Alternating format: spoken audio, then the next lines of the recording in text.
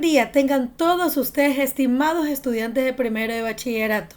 El día de hoy vamos a revisar la materia de física en su unidad número 3, cuyo tema es electricidad y magnetismo, y los subtemas son los siguientes: naturaleza de la electricidad, componentes de un circuito eléctrico, producción y transporte de la corriente eléctrica y magnetismo. Empecemos. Naturaleza de la electricidad.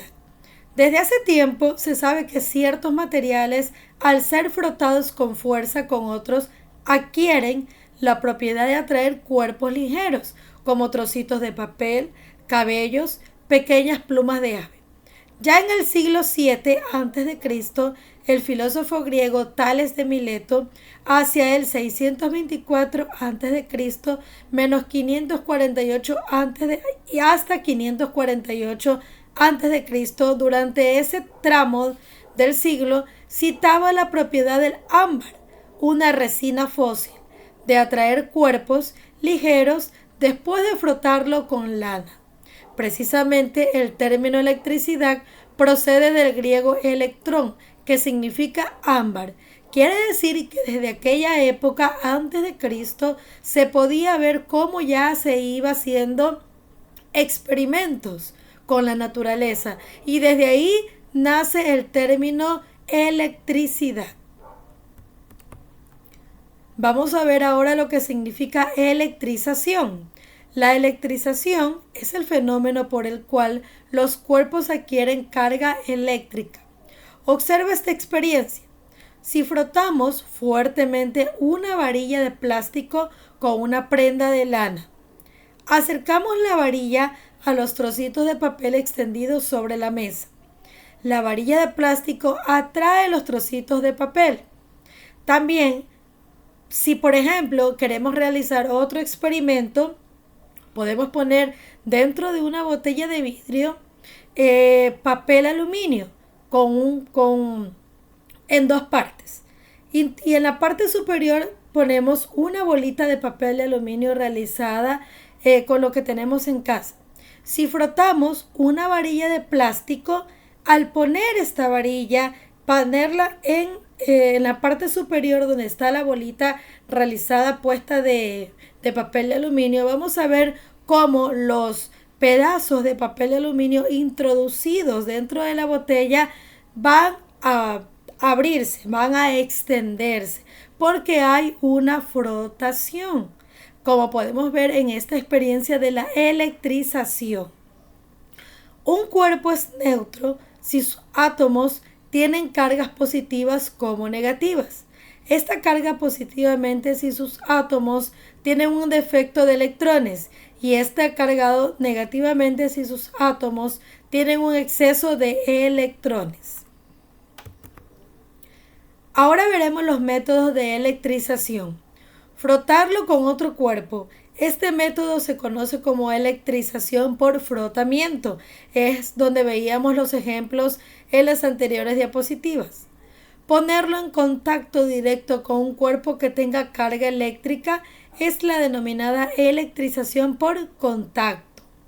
Pero también podemos conseguir cargar un cuerpo neutro al aproximar a este otro cuerpo cargado eléctricamente sin que se toque. Es la llamada electrización por inducción. Como podemos ver allí en la figura ilustrativa, tenemos el frotamiento, el contacto y la inducción. ¿Cómo se mide la carga eléctrica? La magnitud carga eléctrica se simboliza con la letra Q, y su unidad dentro del sistema internacional es el culombio. Equivale al valor absoluto de la cantidad de carga eléctrica de 6,3 hasta 1018 electrones. Sin embargo, la carga es un culombio es extremadamente grande para los fenómenos electrostáticos habituales. Por ejemplo, al electrizar por frotamiento un esferográfico de plástico, este puede quedar cargado tan solo con un número de electrones del orden de varios miles. Por esta razón, frecuentemente se utilizan unidades de carga más pequeñas, como por ejemplo, ¿cuánto vale la carga eléctrica de un electrón? Si alguna vez nos los hemos preguntado, un coulombio es el valor absoluto de la cantidad de carga eléctrica de 6,3, 1018 electrones. Además, a la carga del electrón se le asigna el signo negativo, por tanto queda con cómo se mide o con qué se simboliza la carga eléctrica es con la letra Q. Y esto es igual a 1 sobre 6,3 por 10 elevada a la 18. Y eso nos dará como resultado 1,6 por 10 elevada a la 19C.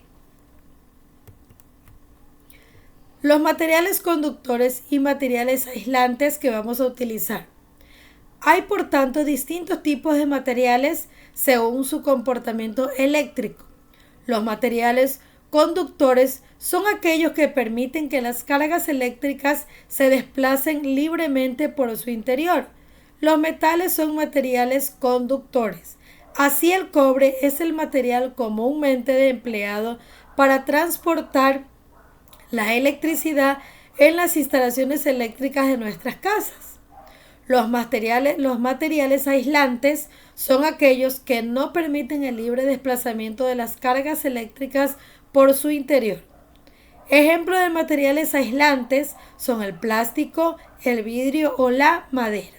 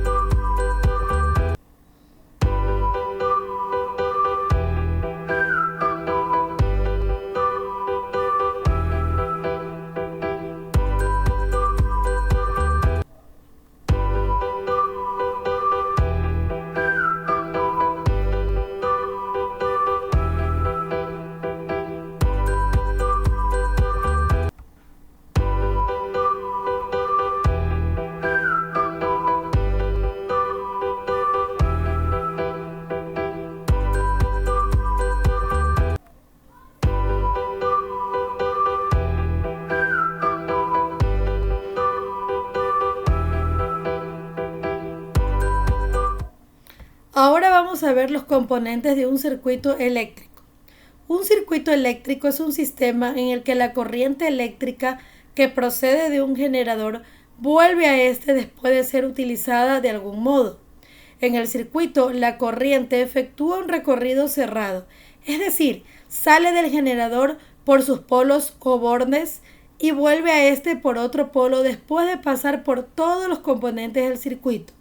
Veamos cuáles son los componentes básicos de un circuito. Como podemos visualizar allí en la gráfica, todos están conectados. Tenemos un elemento de control, un conductor, un generador y un receptor. El generador, dispositivo capaz de transformar alguna forma de energía en energía eléctrica. El receptor, dispositivo capaz de transformar la energía eléctrica en otras formas de energía. El interruptor, mecanismo que abre o cierra el circuito, de modo que impide o permite el paso de corriente eléctrica. Y los conductores son hilos metálicos que unen los diversos elementos del circuito y permiten la circulación de la corriente. Como podemos ver allí en las imágenes, tenemos los elementos que es el circuito eléctrico elemental, un generador, los polos, un interruptor, el hilo conductor y el receptor. Del lado derecho podemos ver una gráfica que representa lo que hemos mencionado. Tenemos los polos, positivo, negativo, dentro de un generador, un interruptor y todo está automáticamente conectado, un hilo conductor y un receptor. Es un esquema de un circuito eléctrico. Habitualmente los circuitos eléctricos se representan mediante esquemas en los que cada componente está indicado por su símbolo, tal como muestra la siguiente tabla. Tenemos del lado izquierdo el componente y del lado derecho el símbolo eléctrico. El componente generador de corriente continua está compuesto por el símbolo que podemos ver del lado derecho, que tiene allí un más menos. Generador de corriente alterna. El símbolo eléctrico es el que podemos ver allí a continuación, que es como una esfera y dentro hay un símbolo y tiene dos conexiones. El receptor también podemos ver que es como un círculo con una X con dos receptores. Un interruptor puede ser abierto o cerrado, quiere decir para que pase o no pase la corriente. Y los conductores o hilos metálicos. La producción y transporte de la corriente eléctrica. Producción de electricidad. La electricidad se produce en las centrales eléctricas donde a partir de la transformación de alguna forma de energía se obtiene energía eléctrica a gran escala para su distribución y consumo. En este proceso de transformación intervienen las turbinas, que son máquinas que transforman el movimiento de un fluido, agua o gas, en movimiento giratorio que se transmite al generador, como veremos en los diferentes tipos de centrales eléctricas. Tenemos allí las hidroeléctricas. Las turbinas son movidas por el agua que cae por un desnivel. La energía primaria es energía mecánica, quiere decir energía potencial gravitatoria del agua. Su rendimiento energético es alto y no producen residuos tóxicos. Como podemos ver allí en la gráfica, tenemos, ¿verdad?, el agua que cae en un desnivel, una turbina, un embalse y un alternador. Esas se las denominan las hidroeléctricas. Tenemos también ahora las térmicas. Las turbinas son movidas por vapor. El calor necesario para obtener vapor procede de combustibles fósiles, carbón, petróleo o gas natural, denominado energía química. Su rendimiento energético es bajo, además que son liberados a la atmósfera y estos contienen residuos tóxicos. Tenemos ahora los nucleares. Las turbinas son movidas por vapor. El calor necesario para obtener vapor se obtiene de la fisión nuclear de un reactor, energía nuclear. Su rendimiento energético es alto, pero generan residuos radiactivos difíciles de eliminar o almacenar. Ahora tenemos las eólicas. El motor es accionado por las aspas de molinos que mueven el viento y transmiten el movimiento al generador. La energía primaria es energía mecánica, quiere decir energía cinética de traslación del viento. No contaminan el medio ambiente, aunque su rendimiento energético es bajo. Tenemos la energía solar. La energía eléctrica se obtiene sin necesidad de turbinas mediante células fotovoltaicas que generan electricidad. Al ser iluminadas por el sol, la energía primaria es la energía de la radiación solar. No contaminan el medio ambiente, aunque su rendimiento energético es bajo. Tenemos también las centrales geotérmicas. Las turbinas se mueven con el vapor generado por el calentamiento de una caldera con calor procedente del interior de la Tierra, generalmente agua caliente. La energía primaria es geotérmica, no contaminan al medio ambiente, aunque su rendimiento energético es bajo. Transporte de corriente eléctrica.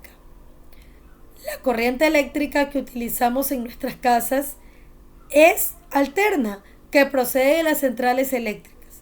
Se emplea corriente alterna puesto que permite el uso de transformadores para elevar o disminuir la tensión. Así, para transportarla desde la central hasta nuestros hogares, se eleva la tensión para reducir las pérdidas energéticas por efecto Joule. Magnetismo. El magnetismo es la propiedad que tienen algunos materiales, imanes y las cargas eléctricas en movimiento de atraer a las llamadas sustancias magnéticas, que son las que presentan alto contenido en hierro, níquel, cobalto y otros elementos más raros. Nuestros antepasados griegos hace más de 2000 años descubrieron un mineral llamado magnetita, que ejerce fuerzas atractivas sobre los objetos de hierro. Los materiales, como la magnetita, se dice que tienen propiedades magnéticas o que tienen magnetismo y son los llamados imanes.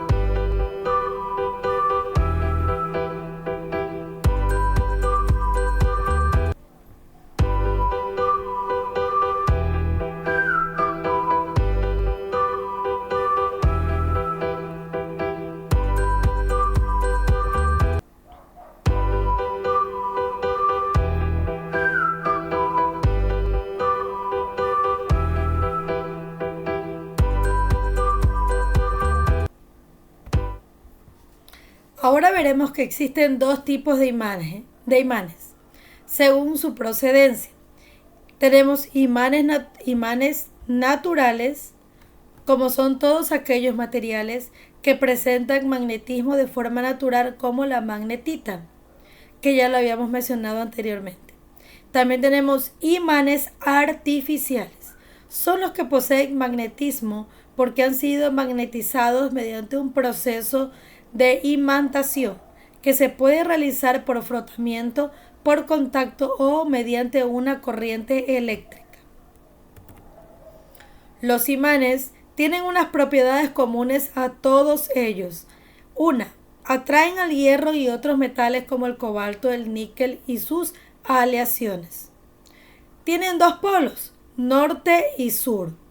Cuando se aproximan dos imanes, los polos del mismo nombre se repelen y los de distinto nombre se atraen. Los polos norte y sur, representados con N y S de un imán, no se pueden separar en ningún caso. Cuando un imán se rompe, cada trozo se convierte en un nuevo imán con sus respectivos polos norte y sur. Como podemos ver allí en la imagen, fuerza entre imanes y no es posible separar los polos. Gracias.